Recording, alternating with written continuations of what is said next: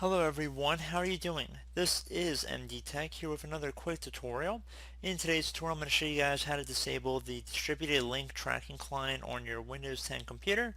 So if you're using external hard drives, there might be a way that it actually does create backups, that there's a hidden system volume information folder, and since it's off to your external drive, there's a chance that you're creating issues with that, and that's why you actually need to disable the link tracking client.